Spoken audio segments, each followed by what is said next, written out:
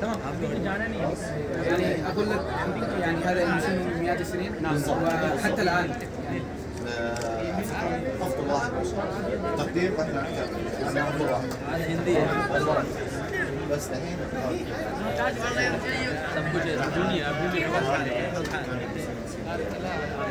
السلام عليكم. ما شاء الله تبارك الرحمن، ما شاء الله. كذا شوي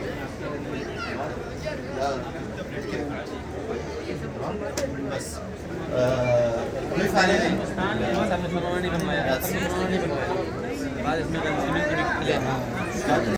بسم الله.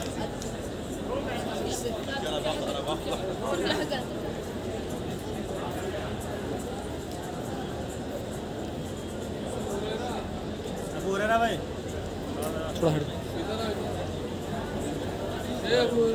हकीम भाई थोड़ा सा زي الخاص. وهذا الزي الراجستاني يلبسونه سكانه. وعندنا يعني زي الفتيات الخاص للمناسبات موجود، وكذلك عندنا زي للنساء للمناسبات خاص عندنا موجود، وكذلك زي العادي للنساء، زي المناسبات للرجال عندنا موجود. والسلام عليكم ورحمة الله وبركاته. كذا صح. هذا من متى؟ سنة كم؟ يعني قديم جدا، لكن يعني حقيقة في زيارة ركن دولة الهند الطلاب الهنديون، أنا والله أخصهم بمحبة عميقة جدا، وذلك لأنهم مميزون علميا جدا وخلقيا، ويرجى أن يكون لهم أثر كبير في دولة الهند. أتوقع أن يجمع الله بهم الكلمة هناك بإذن الله تعالى. لما نراه منهم من حسن تلقي ومن حسن أداء كذلك وبلاغ. وفقكم الله لكل خير. آمين يا رب. شكرا، جزاكم الله خيرا شيخ، رفع الله قدركم. السلام عليكم ورحمة الله وبركاته شيخ.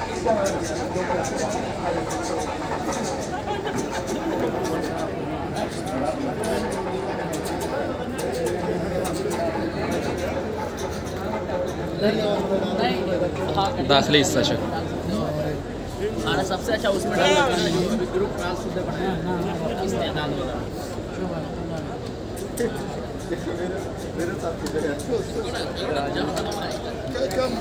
كيف صنعنا؟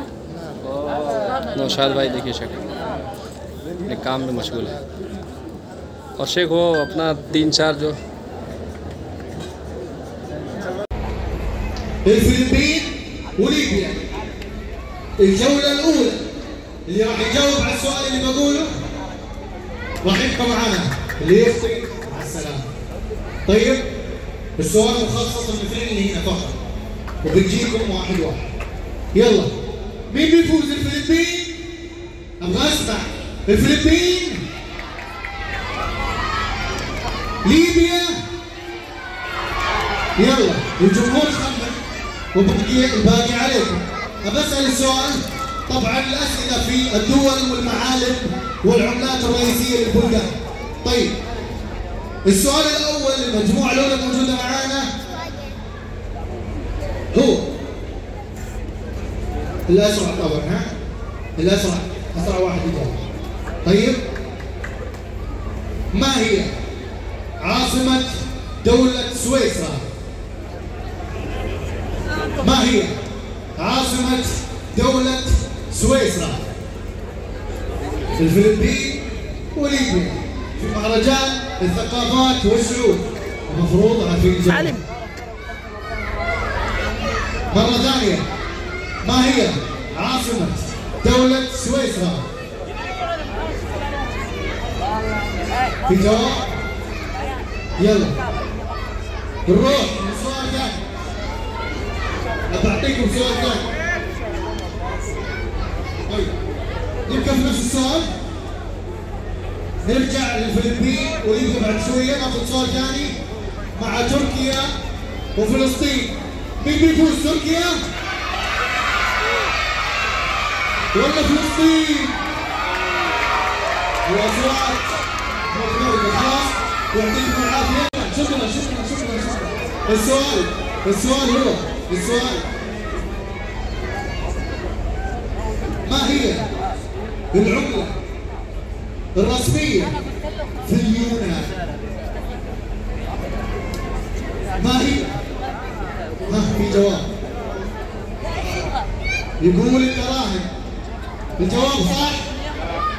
غلط. في جواب نسمع مرة ثانية بسرعة.